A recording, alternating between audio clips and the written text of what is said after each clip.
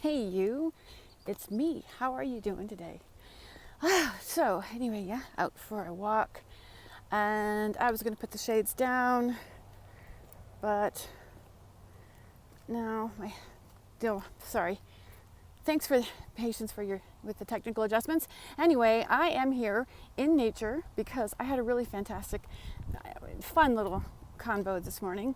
Somebody had posted in one of the groups that I'm in about if you're feeling depleted of energy, or energy feels passion. And so when you're feeling depleted, what can you do to restore that? And people are putting all kinds of points out there, but the biggest one was actually nature. And so I wanted to point this out here. So if you're new to me, welcome. I appreciate you. And if you've been with me for a while, thanks for being here. I appreciate you as well.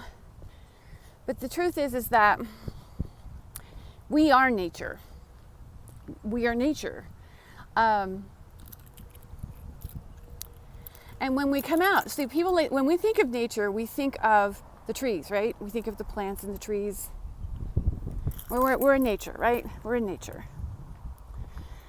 But there's also us and animals. And I was talking with somebody beyond that conversation this morning about what I shared in the group, and I'll share with you, is the fact that the reason why nature is so uplifting is because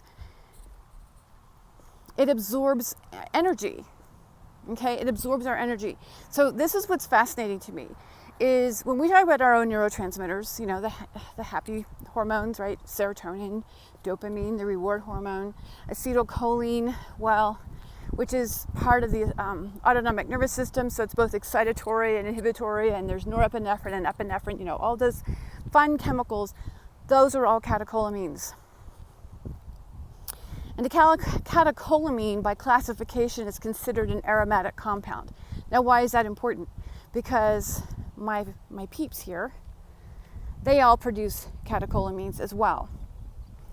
And being an aromatic compound, you may or may not know this, but plants communicate with one another. It's not like they're sitting there, the locusts are coming. No, but they are activated when a threat. And keep in mind, when there is a threat, whether it be, no matter if it's an insect or a four-legged creature that will eat on it, those animals are putting off chemicals because they're on the hunt, right? They're hungry, or they're looking for housing, whatever the case may be. We are connected. We hear this all the time. We're all connected, but we're not putting two and two together. And so what I want to introduce right now is that we're connected via chemistry. And so these aromatic compounds are not contained. They're not contained in a body. They are emitted. So that's how plants communicate. There's actually two methods for a plant to communicate. It's via the air, the release of catecholamine compounds or aromatic compounds via the air. And then when it hits another plant, the plant then kicks into gear because the messages are being received. If it is a stressful situation, this is what salicylic acid is. It's a way of plants that they will communicate that there's a threat coming, and it's really basically notifying other plants in the area to prepare. And so the chemistry in the plant shifts and it begins to produce oxidative stress. This is exactly what happens within our own body. They also communicate underground. There's actually through the roots systems. This is another form of communication. So they're connected at that level via the air and via the ground. But the reason why when we come out to nature is if you've been cranked, right, or just daily life, and you come out to, get some fresh air and some sunshine, right, and just to release that energy. Think about it. How many times do we say we're going to go out to release energy? So you come out here and you do that. Hi. You didn't say hi. You didn't say hi. Anyway, when we come out here to release the energy, that's what we're doing. We are releasing energy.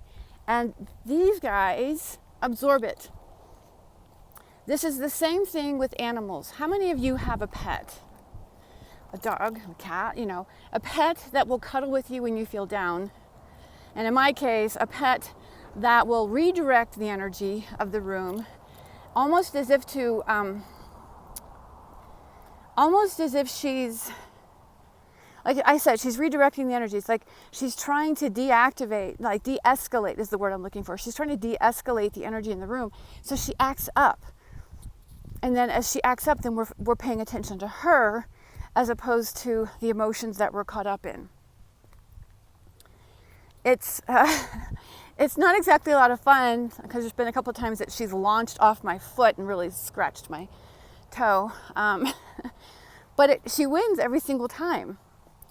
And this is nature. Now, what I'm going to put out here right now, which may not go well for many people, and it's not meant to be offensive, it's just, let's be realistic. We're seeing an increase in animal degeneration. Like a dog that I had, and I've shared him on multiple platforms, Theo, just recently died of bone cancer. Now, he'd been with me for a couple of years. He was actually originally my son's dog. He was with my son from the time he was a pup. My son is now going to be 32. He's going to be 32 this year. And so he, like I said, Kenton had him for all of his life with the exception of 2 years. And then where Theo lived with me, and then Theo went to go live with him again. But he developed bone cancer and passed away. And the vet said that remarkably she was seeing more and more dogs develop bone cancer. And I actually had a radio show at one point and had a guest, and she was explaining that, she was talking about the energy of the foods and how this is, she was just saying a lot. And that her theory was that the poor food supply, and we hear this even with humans, that the poor food supply is contributing to our illnesses. And that's really easy for us to wrap our heads around. While there's probably some validity to that statement, I feel like they are taking on our energy. Like, I'll give you a really great example. I've already talked about my cat. If I'm down or feeling low about something, she'll come cuddle with me. If we get, high energy in the room, she tries to de-escalate. The other thing she does is with my right foot, I've had to have surgery on it twice now in the last 8 months. And the interesting thing is when she wants to rub up on my feet, she picks the right foot. She's always rubbing on the right foot, like she's absorbing whatever might be the discomfort, right? Now, the difference between a cat and a tree is the fact that the trees are grounded. This is significant when it comes to our energy. This is the reason why when I talk to people who are struggling with overexcitability, gifted brains and autism and schizophrenia and ADHD and anybody else that's struggling with anxiety, it's imperative we ground. I mean, literally ground. Get outside on your bare feet. Use oils. Use grounding oils. And depending on what you're doing, though, if you're taking medications, you want to be a little bit careful. You want to use caution. I saw somebody in another group this morning, in the gifted adult group, talk about his experience with Adderall. So I gave him a suggestion for oils because he gets nauseated. There's a lot going on there. So because of the distress of the digestive system and he's taking medications, we had to be careful. So I recommended marjoram sweet, Roman chamomile, cardamom, and myrrh. And that particular blend will actually help ground, help self-soothe the body, as well as support digestion, among other things. So, if you have any questions about that. And please, by the way, if you're interested, I'm going to ask you to book a free session with me. I would love a chance to talk with you. I'll put the link here in the box below. It's free. It doesn't cost you anything other than an hour of your time. And as long as you're invested in your wellness, I'm right there for you. Anyway, back to what I was talking about. So the fact is that really getting grounded, so what I'm getting at here is that our pets are developing illnesses because they are absorbing energy from us, just like the trees absorb energy from us. We're not being responsible with our energy. I'm going to say that again. We're not being responsible with our energy. So if we can take responsibility for that and actually begin to ground ourselves, not just because you're anxious, because you're stressed. And maybe there's a different blend for you. That particular blend, like I said, isn't for everybody. It's for that particular person based on what he shared. But you're welcome to at least try it. At the same time, if you're stressed, and if I'm thinking as long as you're above ground and human, you're probably stressed. And if you have pets, they're taking it on. So getting out into nature and releasing that energy is a really great way of grounding yourself.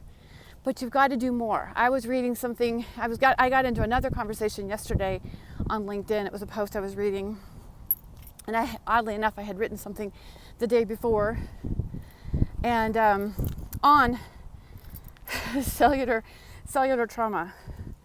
Hey! Hello. Have a good day. You too. But we're talking, and we wrap our heads, we can kind of understand cellular trauma, but then do we really?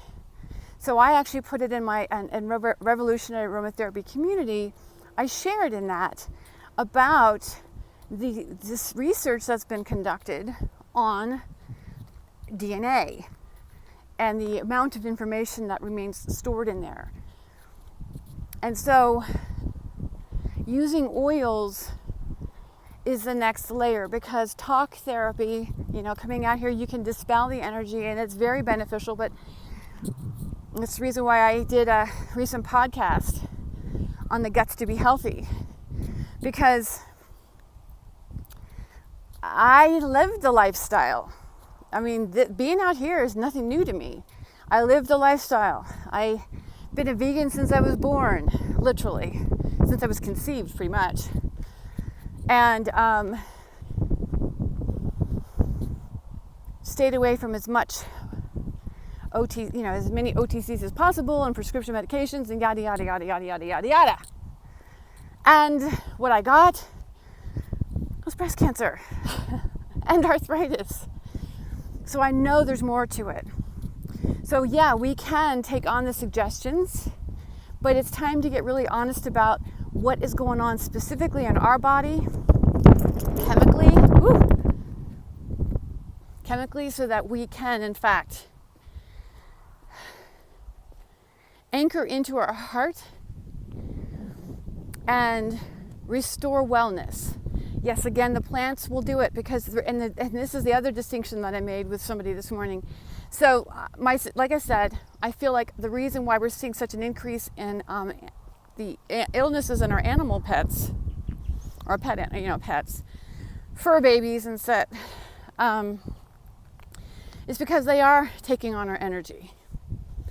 But like us, unlike us, they don't have the ability to ground down. They don't have, just like a tree. The tree, as I said, will filter into the ground. Okay, there's several different forms of communication that are going.